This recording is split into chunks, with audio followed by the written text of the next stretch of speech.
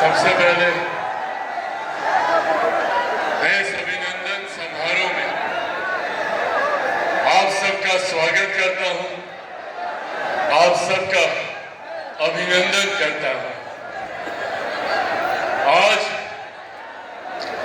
आज हकीकत है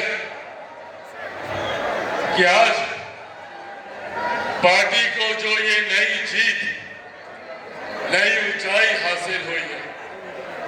उसका श्रेय अगर किसी को जाता है तो वो श्रेय सिर्फ और सिर्फ आप कार्यकर्ता साथियों को जाता है। ये आप लोगों की देन है,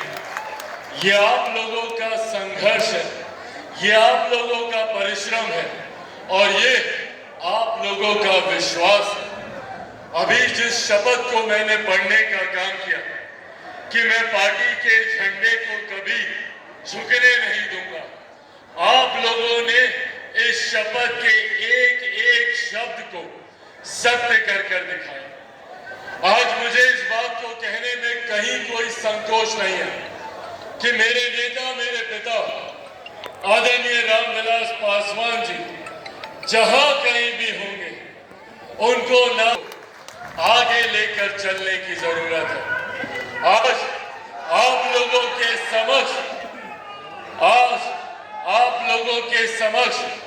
मैं पार्टी के तमाम वरिष्ठ नेताओं से और खास तौर पर हमारे प्रदेश अध्यक्ष से यह आग्रह करूंगा कि ऐसे लोग जिन्होंने पिछले 3 साल बिना इस बात का लालच किए कि आने वाले दिनों में पार्टी उन्हें कोई पद दे रही है, नहीं दे रही,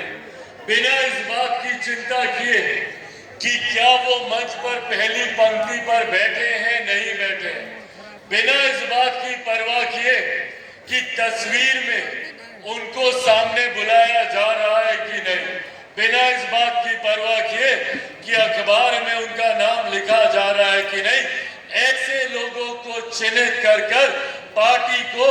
और मजबूती हम लोग को देने की जरूरत है। जिन लोगों ने पार्टी के साथ ईमानदारी से अपना समर्पण दिखाने का काम किया और साथ ही में ऐसे लोगों को भी चिन्हित करने की जरूरत है जो दिखाने के लिए तो पार्टी के साथ रहे, बड़े बड़े पदों पर रहे, पर उन्होंने गणेश परिक्रमा करने के अलावा और कोई काम नहीं।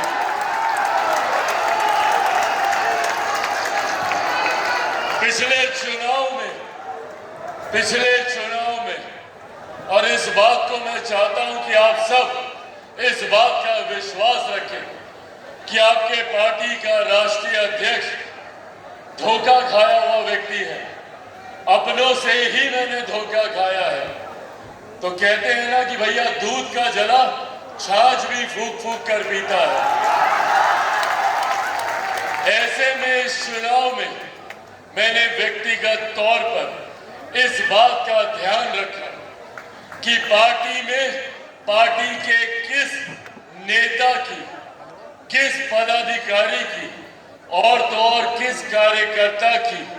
क्या भूमिका रही। आने वाले दिनों में पार्टी एक एक करके हर एक लोकसभा सीट की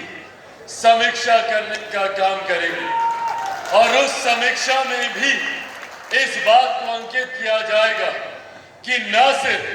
लोक जनशक्ति पार्टी रामविलास की सीटों पर पार्टी के किस कार्यकर्ता की क्या भूमिका रही,